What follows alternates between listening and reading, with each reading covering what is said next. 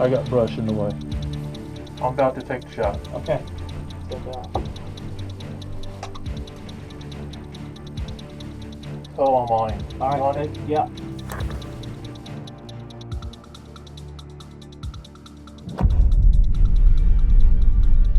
We often talk about the rewards of passing bucks and allowing them to mature, expressing more of their body growth and antler potential. This week, the #1 hit list buck here at the Proving Grounds, Handy, gives us an excellent lesson in the rewards of allowing bucks to mature. Growing Deer is brought to you by Bass Pro Shops, also by Reconics, Trophy Rock, Eagle Seed, Nikon, Winchester, Dead Downwind, Antler Dirt, Lacrosse Footwear, Blood Sport Arrows, Flatwood Natives, Morel Targets, Caldwell, Hooks Custom Calls, Montana Decoy, Summit Tree Stands, Drake Non-Typical Clothing, Howe's Lubricator, Genesis No-Till Drill, Yamaha, Fourth Arrow, Scent Crusher, G5 Broadheads, Prime Bows, and Redneck Hunting Blinds.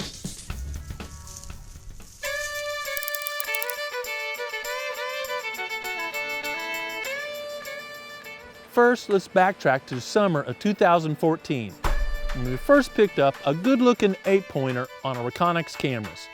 It was a standard 8-pointer with a few nubs coming off a couple of times that showed a little potential.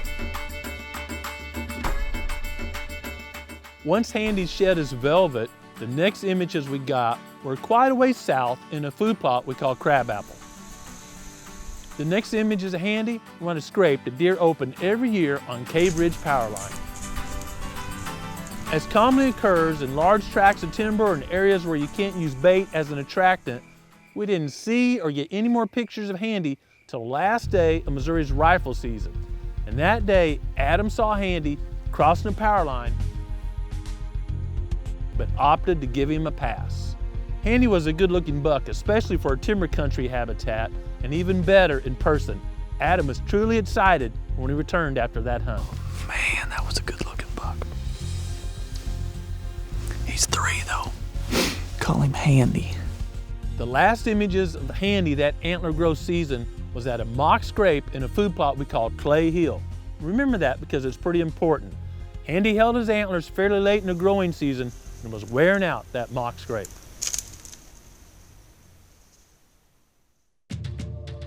When antlers were developing during the summer of 2015, of course we were interested in what happened to Handy, and it didn't take long for us to pick him up on some Reconics cameras. And it was very impressive to see that Handy went from a standard 8 with a couple of nubs as a 3-year-old to an impressive deer with stickers and kickers everywhere as a 4-year-old. No doubt we'd made the right decision of giving Handy a pass. Handy's antlers as a 4-year-old was a great example of what can happen to bucks if you allow them to mature.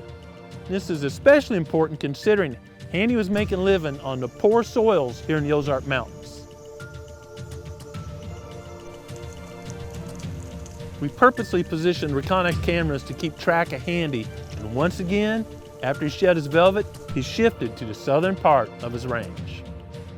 We'll never know for certain why Handy opted to summer at the northern portion of the Proving Grounds, but spend the hunting season in the central portion of the Proving Grounds. We often hear stories from hunters who talk about having a great buck on the trail cameras all summer, and then only to have it disappear during hunting season or tagged on a neighboring property.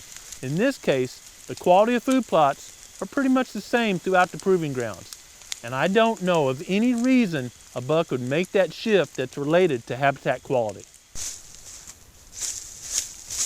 But during that fall, even though we tried and tried, we never got Handy within range.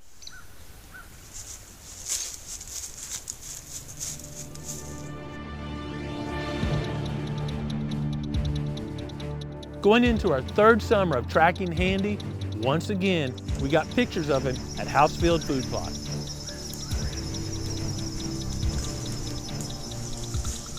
Handy had a large increase in antler size between his 3-year-old and 4-year-old year. But between his 4-year-old and 5-year-old year, well, it seems like each sticker got longer and his mass really blew up. Handy was now truly a very impressive buck. Based on our history with Handy, we believe that once he shed velvet, he would shift to the southern portion of his home range. That's exactly what happened. After Handy shed his velvet, we started getting pictures of him at Boom Back, the southern end of his home range. Trying to attract a 5.5-year-old buck in front of a trail camera in timber country can be difficult. So we developed a mock scrape and freshened up some traditional scrapes using Tink's scrape starter. We had big hopes of catching video of Handy during the early part of the season.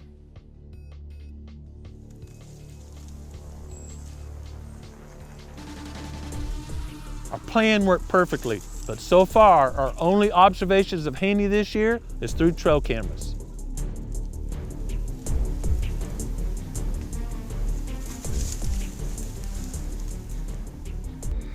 Look at that. I'll get my light out of this. How many times have we looked for Handy's sheds? While recovering the doe we shot, Adam found one of Handy's sheds. It was right where we thought he spent the late winter, but we were sure hoping we wouldn't have to wait that long to lay hands on Handy. Just a beast of an animal. My gosh, that is why we get up in the morning right there. Hey, that's Handy. That's Handy. The following week, I finally saw Handy in person. He was feeding about 150 yards away from where Matt and I were in a redneck blind. He was right at the edge of Crabapple food plot. Even though Handy never closed the distance, I was super excited to finally see Handy in person. It was now early November and Handy was missing in action. We hadn't had a single trail camera picture of him in a couple weeks. Daniel and I were hunting a small hidey-hole food plot at the southern end of the proving grounds when a hitless buck we call Tall 8 stepped out. Tall 8 presented a shot and I took it.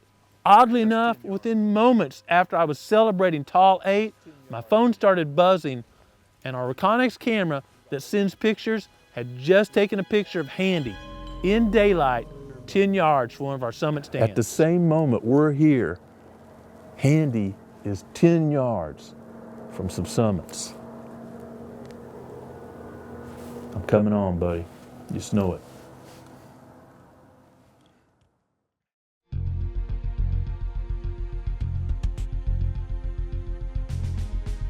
The week before Missouri's gun season, one of our Reconyx cameras took several pictures of Handy in a food plot we call Clay Hill.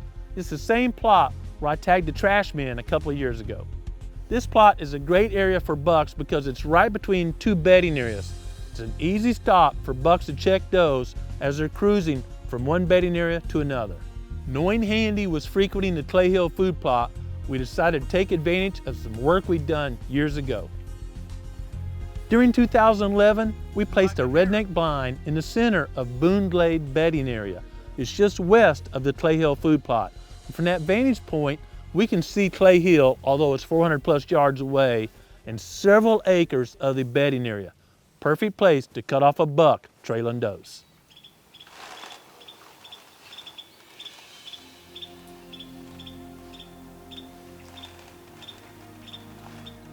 During the first morning of Missouri's rifle season, Adam and I headed to the Boone Glade Redneck with the sole mission of tagging Handy.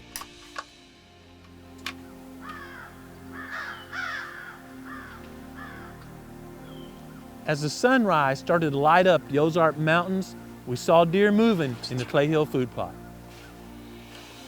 Opening morning of firearm season in Missouri. Just like a little kid, I could barely sleep last night. I was making sure I had all the tags laid out and everything packed. Matt and Raleigh are down in the bottom hunting. Adam and I overlooking a bedding area. Should be an awesome day.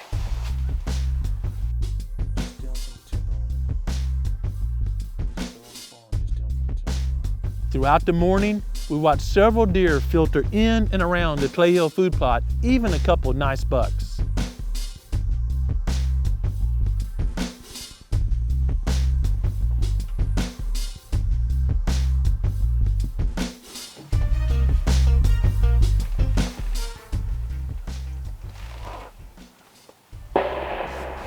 That one hit. I heard that one hit.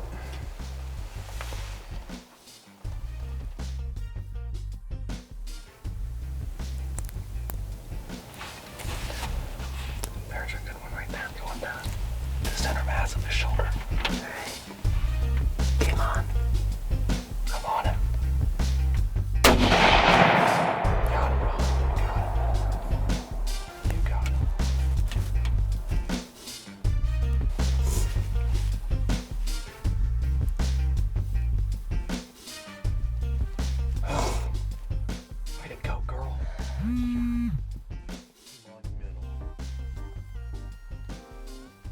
Gonna be down in the field. I was eager to join Raleigh and Matt and help them tell the story, but I realized Raleigh's 18 and can tell her own story. So Adam patiently kept me in the blind and encouraged me to keep searching for Handy. That's a really unique set of antlers with this drop tine back here.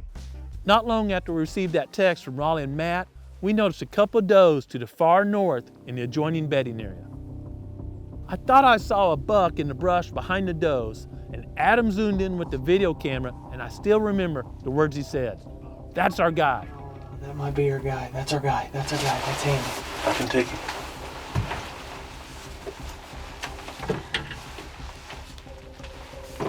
Help me find it. We now had Handy in range. It was time for me to get situated and focus on making the shot. I'm on him. GoPros are rolling. I'm still on him. I need cleared some brush. He's chill. We'll probably get him up top. Oh, he's nudging that doe. I've lost him. He's still there. Doe's still school. I see him. I see him. I got brush in the way. You can make that shot. I just don't want him to start bolting out. I'm good. I'm about to take the shot. Okay. We could tell Handy was focused on the does and they weren't moving quick, so I was trying to take my time and make sure everything was just right. Broadside, but behind heavy grass for me. Once Handy moved away from the vegetation, I settled in and sent a Deer Season XP downrange. Oh, I'm on him. All You right. on him? Yeah.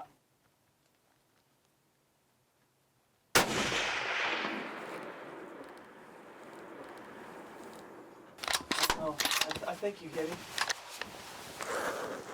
No, he's going down. Is he down? He's down. He's down. Handy's down. Oh my goodness. Oh my goodness. Let me get this gun on safety, because, oh my goodness, he's down right there on the spot. 287. Oh my. Oh. That's the biggest buck on the property that we know of, and potentially the biggest buck in the area. That's a huge deer for the Ozarks. Huge deer. You notice his antlers look really orange. Yeah. Oh, they were beautiful to just go. At 16 power, he got really, of course, I don't keep it at 16. When I dialed it up 16, he got really big. Like, where's that elk? Oh. Yeah, you got those. And I love that. You know I love that. But it's just a little different when you're not sitting on a buck tag. Handy had taught us several lessons about range shift and the advantages of allowing bucks to mature. The hunt for Handy was over, but the celebration was just beginning. Well, almost up the hill. I'm out of breath. It's a long ways over to the redneck. I see belly. I would run, but I'm out of breath. I see antler. Oh yeah. Sometimes you worry about ground shrinkage, but not on this one. Blood all over. Laid perfectly, like a picture. Oh my goodness gracious. 12, 13, 14, 15, 16, 17, 19 points in the Ozarks. And my hands, literally, that's all I got. We're talking like 5 or 6 inch bases. We've been after him for years. Top of the hit list. Incredible. Oh man. You have deer like this, and if you're honest, you doubt you ever get to put your hands on them, because in the Ozark Mountains, not row country, this is world class.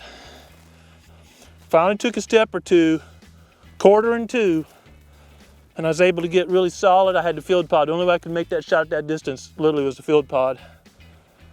And he went, I don't know, 10 yards at the most 10 yards.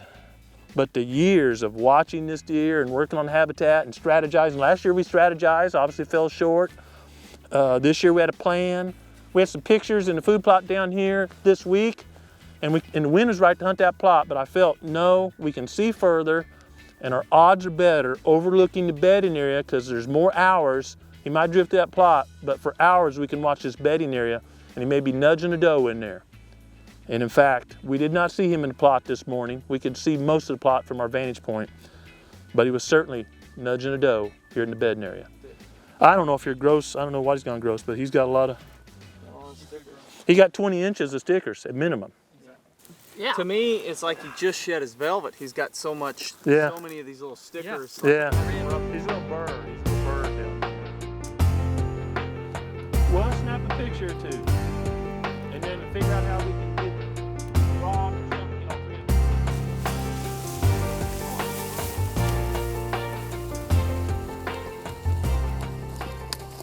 Handy and Gumby were incredible bucks for timber country habitat. They both taught us great lessons, gave us many thrills, and provided much needed venison for our family. The deer of my lifetime. Not the biggest, but the deer of my lifetime.